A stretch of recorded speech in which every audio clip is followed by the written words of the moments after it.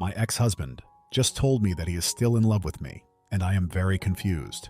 This seems so unreal. I'm living out a fantasy that I've entertained a million times over, and I'm not even sure that I still want it. I don't blame you for not wanting to read this lengthy story, but writing it down could make it easier for me to comprehend how I'm feeling. We were 19 and 22 when we were married, and it was essentially a shotgun wedding. 8 months into the pregnancy, only to have the baby arrive stillborn. And once we were married, it seemed like we fell in love again because he cared for me and was there for me. And everything was going well. He inspired me to work harder and more since he didn't micromanage, and he had faith in me.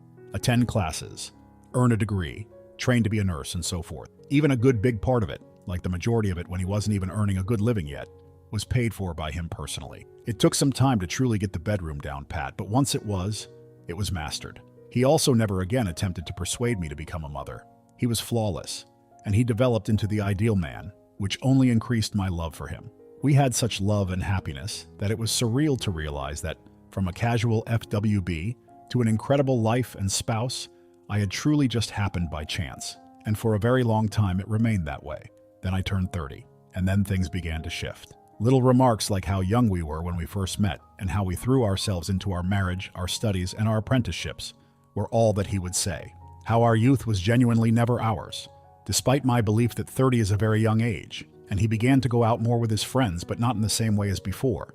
He used to go out with friends, but that was before they would come over and play video games, have barbecue, or do anything else to relax.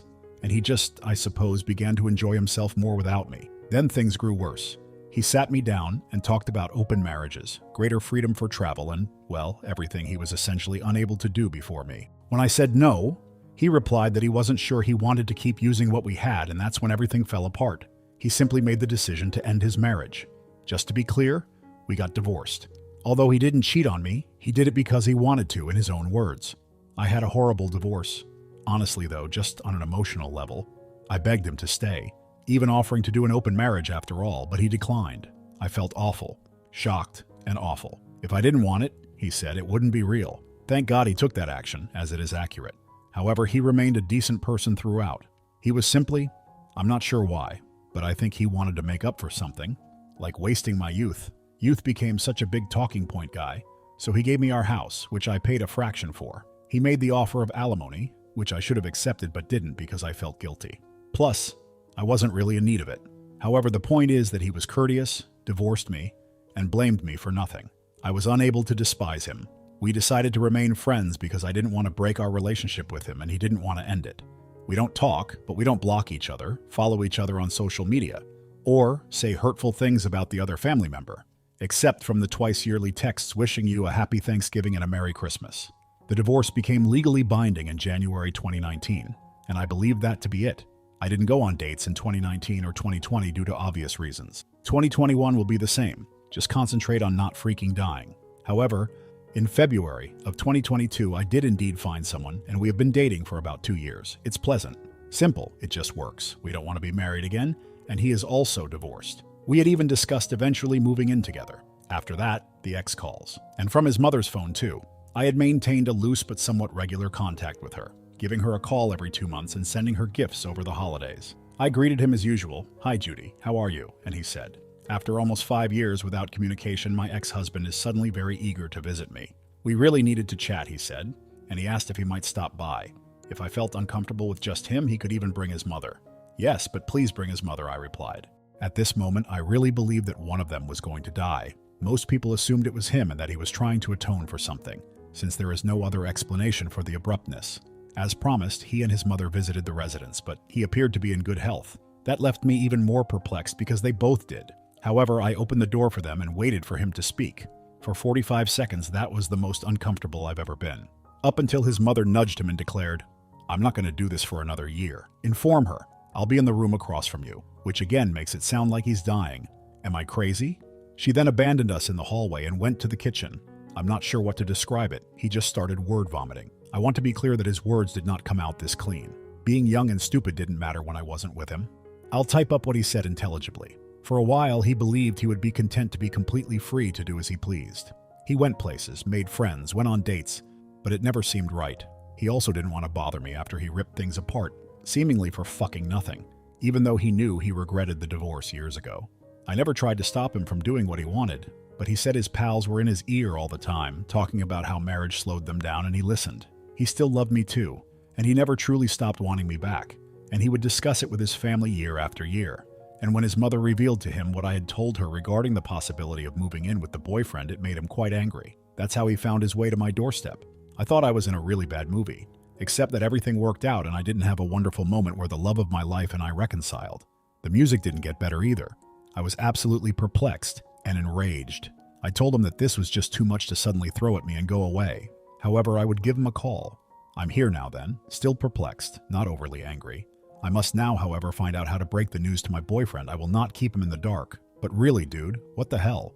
Why did you leave me if you loved me so much?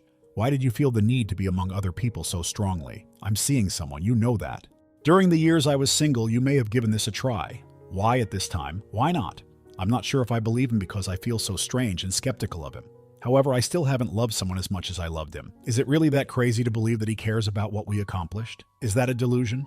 Or did he simply have regrets after experiencing a midlife crisis? I'm fucking clueless. I simply don't. Update. Fortunately, the tremendous high has passed. I told my partner everything that happened, but I don't think it went as well as it could have. Although he wasn't pleased, he wasn't angry with me or anything.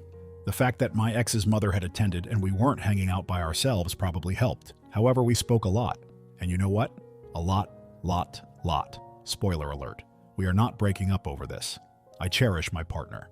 Perhaps our relationship isn't as intense as mine was with my ex-husband, but that relationship developed over years, nor was it done overnight.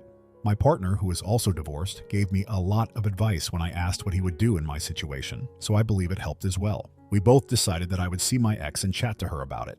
He declared that if it were him, he would want to break up with his ex in person. I texted the ex as a result. To be clear, I had a clear idea of what would happen to him. My partner saw the direct text which said, "Hey, his name." It goes without saying that we must discuss everything that occurred the other day. But regardless of how the conversation turns out, I want to be clear that we are not going to get back together. Do you still want to see me in light of that? And he carried it out. We thus decided on a time and location. Public. Once more, the boyfriend is aware of everything and is content with it. He was eager to accompany me, though. Instead of meeting inside, you drove me over and waited in the car. And while I realize that could sound strange or awful, I think it makes sense. I believe he just wants to be informed because of how cool and collected he is handling the whole situation. Therefore, I don't see anything concerning. In any case, I went and we got together at a park. My boyfriend was sitting directly across from us on a bench. We also had a conversation. It was quite a bit. It was, of course, a lot. Although the portal to that existence closed years ago, I would always adore him. He wept and said he was sorry. I felt so awful, and seeing ached so much. For a split second, all I wanted to do was kiss him and reassure him that everything would be all right. I don't want to come out as horrible or as not taking my relationship seriously. But since that would be incredibly stupid, I didn't. It's time to move on from this. However, the conversation was difficult, and because of the strange way it ended, I'm a little concerned he's holding out some hope. If I were single, he inquired, would things be different? Which obviously. He seemed to be making a point about something that I'm not seeing, in my opinion. To be honest, I told him that it would be. That the main reason I wasn't going to investigate this was because of my lover. When he questioned what would happen if we split up, I told him it wasn't really a good idea to go down that path. But I swear, that cheered him up a bit. I'm not sure. Perhaps he misunderstood. Perhaps my interpretation is incorrect. But given the reasons we're not together, I don't think I need to worry about him harboring feelings for me. Before I left, I hugged him, and that was that. It's not quite over. It goes without saying that I told my boyfriend everything, including the strange ending that he didn't like. He did, however, agree that I should keep him unblocked. However, he did state that if he ever reached out again, he wanted to know, which I find quite acceptable. He's welcome at any time, just like the code to my phone is open. And it certainly seemed to help. It truly opened my eyes to how much I value what we have, and I don't know y'all, but he was so damn mature about the whole situation. He's not like my ex at all. Sweet, yet more subdued and quiet. Furthermore, he can still speak. He simply makes very deliberate word and behavior choices. And I require that certain kind of thing. Steadiness. That's something I deserve. Despite all I've learned and how it ended, I'm still a little concerned about the ex. However, I fulfilled my share. I will not yet break up with either of them. Since they are genuinely kind individuals, I can only express so much in a Reddit story, but even though he severely emotionally abused me, I don't dislike him for any particular reason, particularly his mother. She truly is an angel. Additionally, I believe she won't bring it up again after this, and I'll put in the effort to cut her off if she starts to act strangely or if he does. However, it is all. It was hardly the grand fantastical conclusion I had imagined.